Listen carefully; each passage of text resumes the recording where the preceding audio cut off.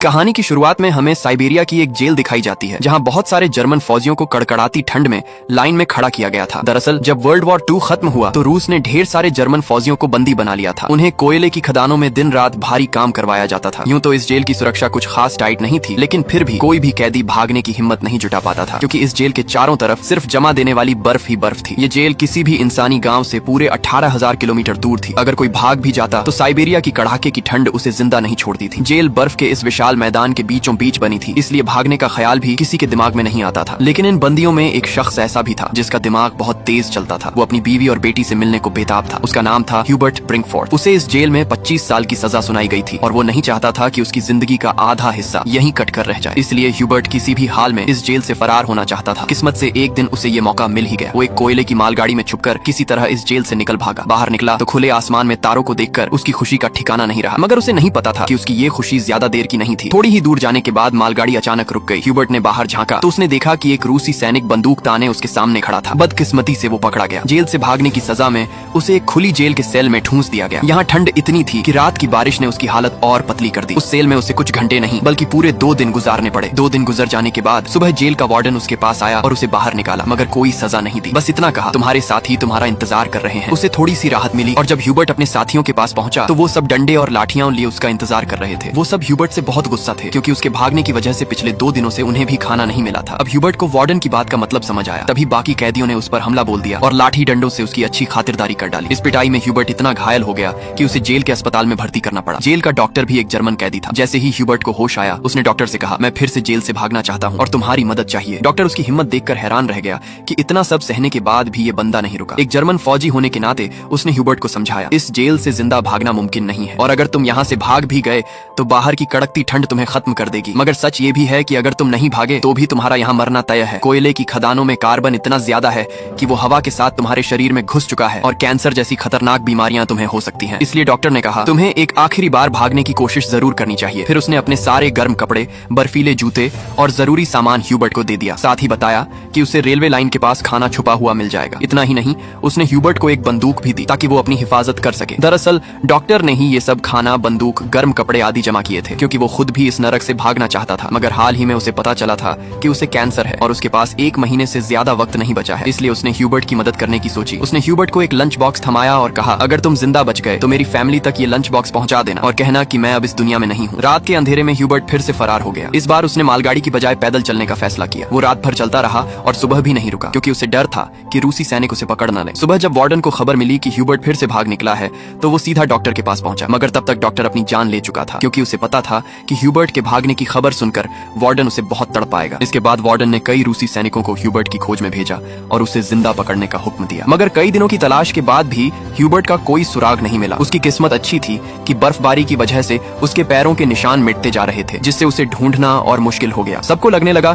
कि ह्यूबर्ट इस ठंड में मर चुका होगा, लेकिन वार्डन हार मानने को तैयार नहीं था। वो जानता था कि ह्यूबर्ट बहुत मजबूत है और आसानी से टूटेगा नहीं, इसलिए उसने खोज जारी रखने का आदेश दिया। उधर ह्यूबर्ट पूरे जोश के साथ बर्फीले तूफान को चीरता हुआ आगे बढ़ रहा था। जेल से भागे 9 दिन बाद उसे कुत्तों के भौंकने की आवाज सुनाई दी। उसने पीछे देखा तो एक स्लेज उसकी तरफ आ रही थी। वो भागने की सोच ही रहा था कि स्लेज उसके पास से गुजर गई। तभी उसकी आंख खुली और उसे पता चला कि ये सब सपना था। दरअसल वो 9 दिनों से पैदल चल रहा था और उसका खाना खत्म हो चुका था। भूख और थकान ने उसे तोड़ दिया था, मगर वो रुका नहीं और जैसे तैसे आगे बढ़ता रहा। कुछ दिन बाद उसका शरीर भी साथ छोड़ने लगा और वो भूख से बेहोश हो गया। कुछ घंटों बाद जब होश आया तो उसे एक अजीब सी आवाज सुनाई दी। उसने देखा कि एक सील थी। ये देखकर उसकी आंखें चमक उठी। उसने फौरन बंदूक निकाली और निशाना लगाने की कोशिश की, मगर कमजोरी की वजह से निशाना चूक गया और सील भागने लगी। ह्यूबर्ट, जिसे कई दिनों बाद जिंदा रहने की उम्मीद मिली थी, वो ये मौका नहीं गंवाना चाहता था। वो सील के पीछे दौड़ा, मगर दौड़ते वक्त बर्फ टूट गई और वो पानी में गिर गया। इससे उसके पैर में चोट लग गई। फिर भी उसने हिम्मत नहीं हारी और सील का पीछा किया। जैसे ही वो गोली चलाने वाला था, सील एक चट्टान के पीछे छुप गई। ह्यूबर्ट और आगे बढ़ा, सील को फिर से देखा और आखिरी गोली चलाई। किस्मत से गोली सील को लगी। ये देखकर ह्यूबर्ट खुशी से उछल पड़ा, क्योंकि अब उसे सफर में खाने की फिक्र नहीं थी। कई दिनों बाद उसने पेट भरकर खाना खाया, थोड़ा सुस्ताया और फिर सफर शुरू कर दिया। इस लंबे सफर में ह्यूबर्ट बिल्कुल अकेला था। चारों तरफ बर्फ के सिवा कुछ नहीं था। ऐसे माहौल में उसका दिमाग खराब हो सकता था, इसीलिए वो खुद से बातें करता, अच्छी अच्छी बातें सोचकर खुद को हौसला देता। साथ ही वो हमेशा कंपास देखता ताकि बर्फीली वादी में रास्ता न भटक जाए। दिन बीतते गए और 2 महीने लगातार चलने के बाद उसे बर्फीले मैदान में एक छोटा सा पेड़ दिखा। उस पेड़ को देखकर वो इतना खुश हुआ जैसे उसे कोई खजाना मिल गया। वो दौड़कर उस पेड़ को गले लगा लेता है। दरअसल ये पेड़ इस बात का सबूत था कि 2 महीने चलने के बाद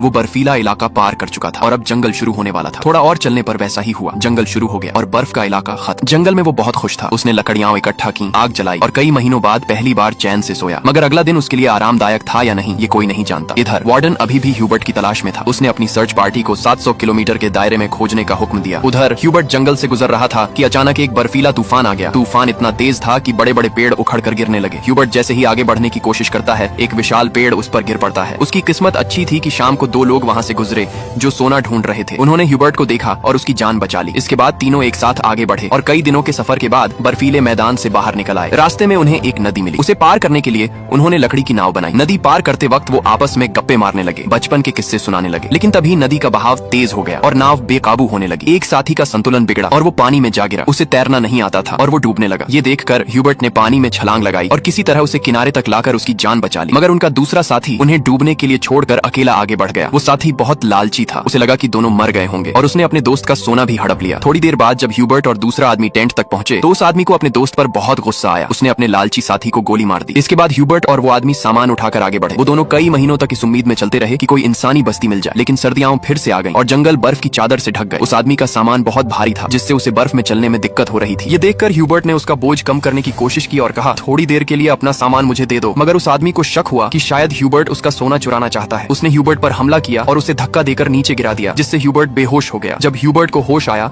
तो उसने देखा कि भेड़ियों का एक झुंड उसकी ओर आ रहा था। अपनी जान बचाने के लिए वो एक पेड़ पर चढ़ने लगा, लेकिन चढ़ते वक्त एक भेड़िया उसका पैर पकड़ लेता है। पेड़ कमजोर था और बीच से टूट गया, जिससे ह्यूबर्ट नीचे गिर पड़ा। उसे लगा कि अब उसकी मौत पक्की है। तभी गोली चलने की आवाज आई। ह्यूबर्ट ने आंखें खोली तो देखा कि कुछ भेड़िए मर चुके थे और बाकी भाग गए थे। दरअसल इलाके के शिकारियों ने उसकी जान बचाई थी। वो उसे अपने गाँव ले गए जहाँ लोगों ने उसका इलाज किया। सालों की मेहनत के बाद ह्यूबर्ट आखिरकार एक इंसानी बस्ती तक पहुँच गया था। लोगों को देखकर वो बहुत खुश हुआ। कई दिन तक वो गाँव में रुका और लोगों ने उसकी खूब खातिरदारी की। एक दिन गाँव में एक चिट्ठी आई जो वार्डन की थी। उसमें लिखा था कि एक जर्मन सैनिक उनकी जेल से फरार हो गया है और अगर किसी ने उसे पनाह दी तो वो गद्दार कहलाएगा। मजबूरी में ह्यूबर्ट को गांव छोड़ना पड़ा, वरना वार्डन गांव वालों को भी सजा देता। जाने से पहले गांव वालों ने उसे खाने पीने का सामान और एक शिकारी कुत्ता दिया। अब इस लंबे सफर में ह्यूबर्ट का एक साथी बन गया था, जिससे उसे अकेलापन नहीं महसूस हो रहा था। वो दोनों कई दिन चलते रहे। रास्ते में एक लकड़ी की फैक्ट्री दिखी और कुत्ता खाने की तलाश में वहाँ दौड़ गया। ह्यूबर्ट अपने कुत्ते को बचाने के लिए फैक्ट्री में गया। वहाँ के मजदूरों ने उसे पहचान लिया और मालिक के पास ले गए। ह्यूबर्ट ने मालिक को अपनी पूरी कहानी सुनाई, जिससे सबको उस पर तरस आया। उन्होंने उसे खाना खिलाया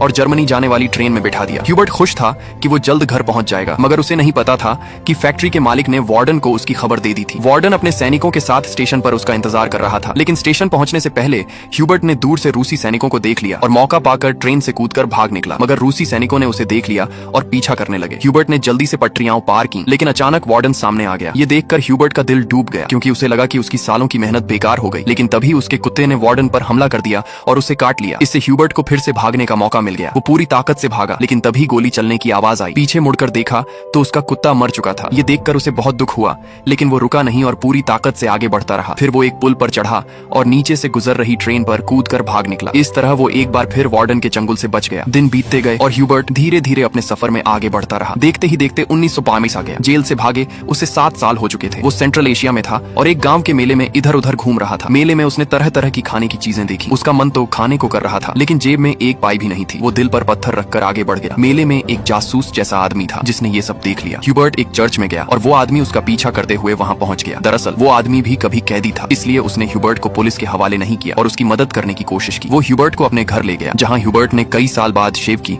और अपने पुराने रूप में वापस आया। फिर उस आदमी ने ह्यूबर्ट को एक नया पासपोर्ट दिया ताकि वो रूस की सीमा पार करके जर्मनी पहुंच सके। ह्यूबर्ट उसकी मदद से बहुत खुश हुआ। जाने से पहले उसने उसका शुक्रिया अदा किया और रूस जर्मनी की सीमा की ओर निकल पड़ा। कुछ हफ्तों बाद ह्यूबर्ट सीमा तक पहुंच गया। उसने वहाँ मौजूद रूसी सैनिक को अपना पासपोर्ट दिखाया। उसे डर था कि कहीं सैनिक उसे पहचान न ले या उसका जाली पासपोर्ट पकड़ा न जाए, मगर किस्मत से ऐसा कुछ नहीं हुआ और सैनिक ने उसे सीमा पार करने की इजाजत दे दी। ये देखकर ह्यूबर्ट इतना खुश हुआ कि वो अपनी हंसी नहीं रोक पाया। आखिरकार वो उस पुल पर पहुंच गया जिसे पार करते ही वो जर्मनी में होगा। लेकिन आधे रास्ते में एक तेज रोशनी उसकी आंखों पर पड़ी। जब उसने आंखें खोली तो सामने वार्डन खड़ा था। ह्यूबर्ट ने पीछे देखा, वो अभी भी रूस की जमीन पर था, यानी वार्डन उसे गिरफ्तार कर सकता था। उसका दिल टूट गया क्योंकि उसकी सालों की मेहनत अब बर्बाद होने वाली थी। लेकिन तभी कुछ ऐसा हुआ जिसकी उम्मीद ह्यूबर्ट को भी नहीं थी। वार्डन ने उसका रास्ता छोड़ दिया और उसे आगे जाने दिया। पहले तो ह्यूबर्ट को यकीन नहीं हुआ, लेकिन फिर उसने हिम्मत की और आगे बढ़ा। दरअसल वार्डन ह्यूबर्ट की जिंदा दिली और हिम्मत से बहुत प्रभावित था, इसलिए उसने उसे गिरफ्तार नहीं किया और अपने देश लौटने दिया। तभी वार्डन ने कहा, ये जंग बस 2 सैनिकों के बीच थी, एक मैं एक तुम, और तुम जीत गए। जा अपनी जिंदगी जी लो। आखिरकार ह्यूबर्ट ने सीमा पार की